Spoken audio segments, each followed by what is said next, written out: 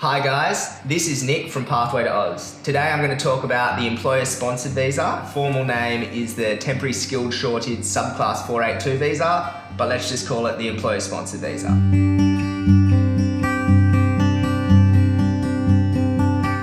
The employer-sponsored visa, the TSS visa, recently replaced the previous 457 visa. To be honest, I think the 457 and the 482 are very similar. It was just kind of like a rebranding by the government. There was a few different things in there which have changed, but today I'm still just going to go through and outline what I think are potentially, some of the main questions that I get asked as a migration agent about this visa. So firstly, look, the 482 or TSS visa now, I would say is a lot more difficult than the previous 457 visa.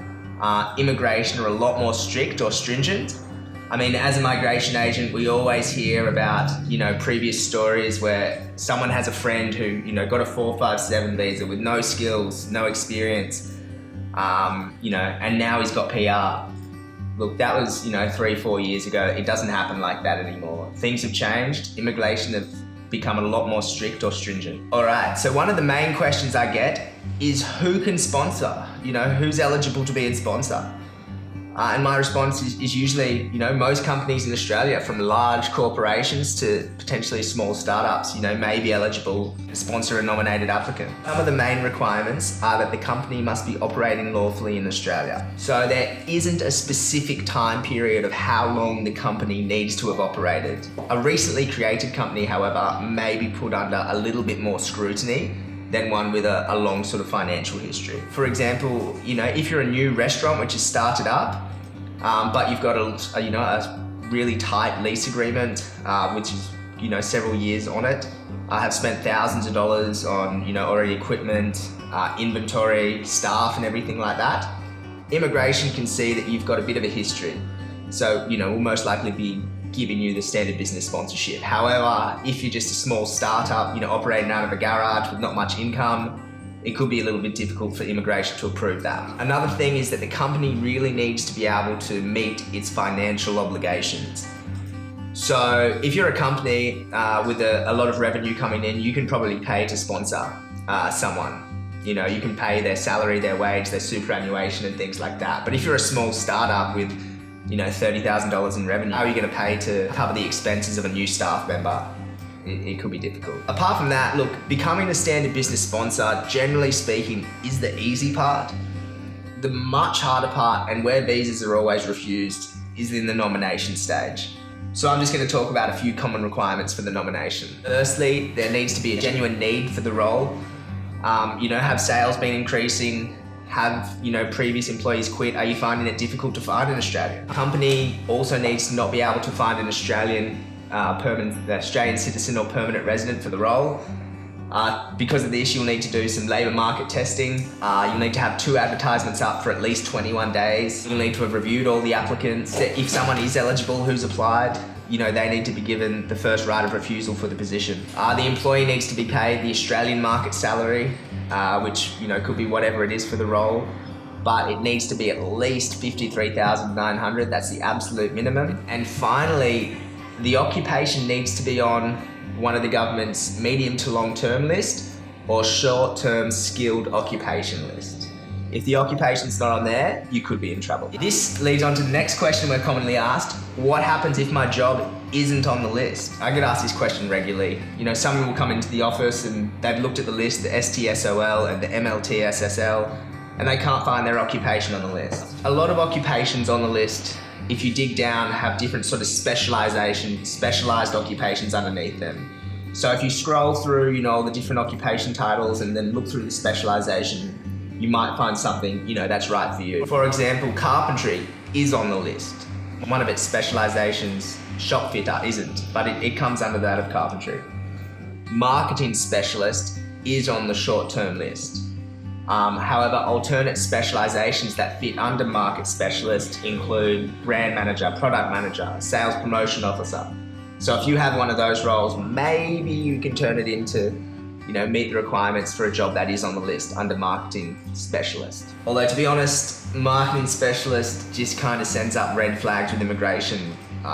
maybe don't go for that role if you can think of any others, which goes under it. Finally, on the topic of occupation, I just want to express how important the job duties are. So what you actually work in the role as opposed to the job title. For example, if you have an occupation title of an accountant, but you are doing the duties of a bookkeeper, your visa might be refused because you're actually doing the role of a bookkeeper, but you're just called an accountant. So before choosing an occupation, make sure you have a look through the duties that are listed in ANSCO and make sure your job fits the role. Please note, before choosing the occupation as well, it is really important that you ensure that you meet the specific education and work requirements for the role. So what qualifications and education is needed? Applicants will need to show that they possess the required education or qualifications as well as the required work experience to fill the role.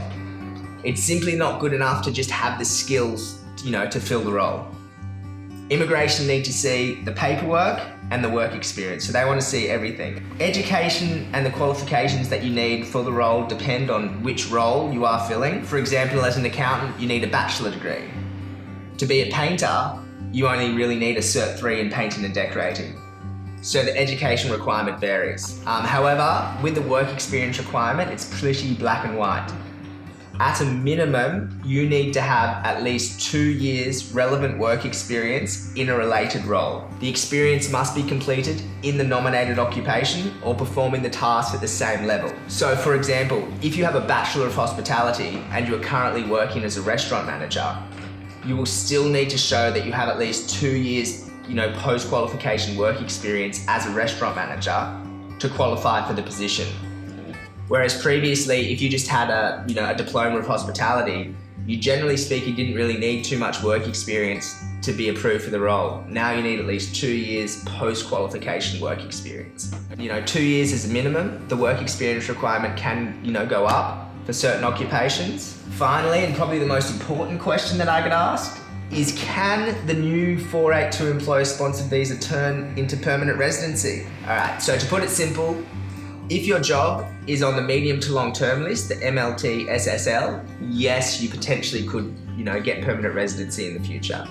If your job is only on the STSOL, the short-term list, it'd be very difficult to get it in the future, to get your PR. Previously on the 457 visa, if you studied and worked if you worked for 2 years in your occupation, you could then turn that into PR through the temporary resident transition stream, but that's not the case anymore. Other options which may lead to PR, other different sort of types of visas you could consider would be the state nomination 190, the 489 visa, the regional sponsored 187. These are all great alternatives. Alternatively, you could consider doing the studying a course which will skill you in an occupation which is on the medium to long-term list. I hope you found this, to be quite helpful. I must mention that everything that I say is general in nature. So if you would like to have your specific circumstances reviewed, I would recommend contacting a registered migration agent like Pathway to Oz, and they'll be able to advise you accordingly. Thank you.